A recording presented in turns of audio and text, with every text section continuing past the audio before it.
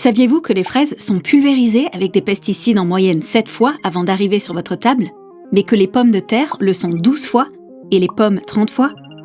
Cette pratique laisse des résidus dans nos aliments, nuit à la santé des agriculteurs et accélère la perte de biodiversité à l'échelle mondiale. C'est pourquoi l'Union européenne souhaite, par voie législative, réduire de moitié les risques et l'utilisation des pesticides d'ici à 2030. C'est une bonne chose. Ce qui n'est pas bon, c'est la méthode utilisée pour mesurer cet objectif.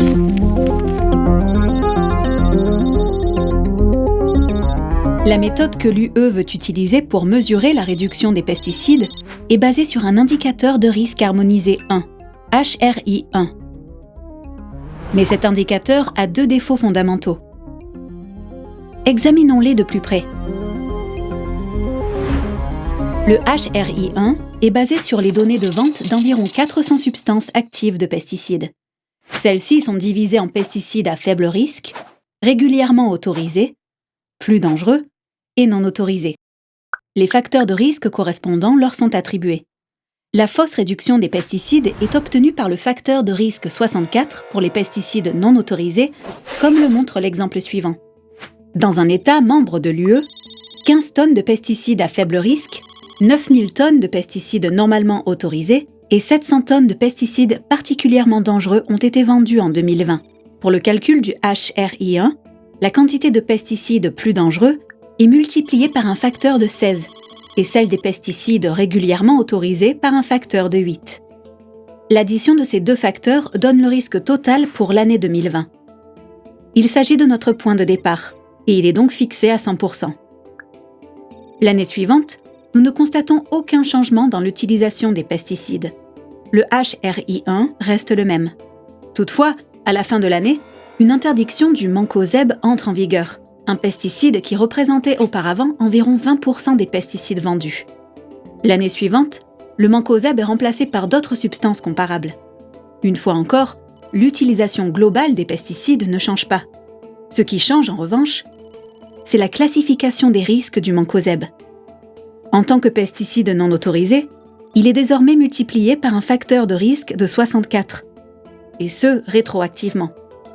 Selon HRI1, l'État membre a donc réduit l'utilisation et le risque des pesticides de 60%.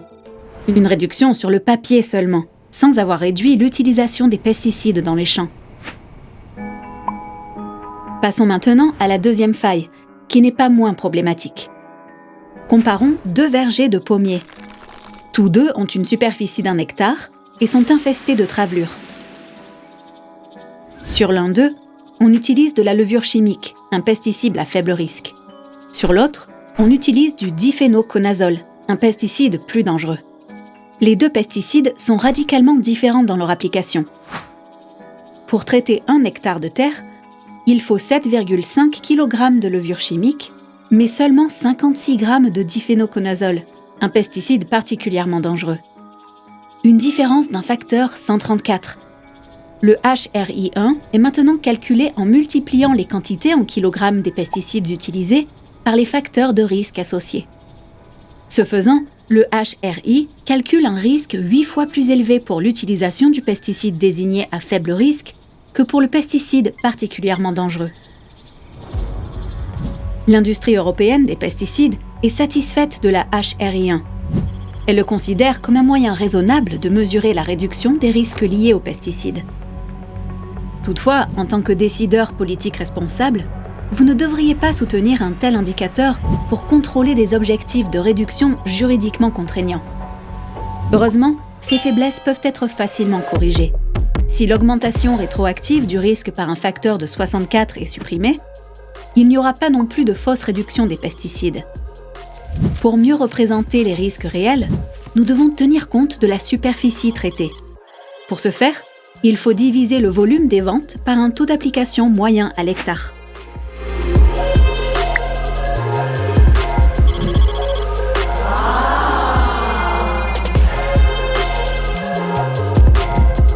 Les données nécessaires à cet effet sont toutes disponibles. Le résultat est un indicateur robuste qui ne montre une réduction de l'utilisation des pesticides et des risques que lorsqu'elle se produit réellement. un indicateur capable de suivre de manière fiable les objectifs européens de réduction des pesticides.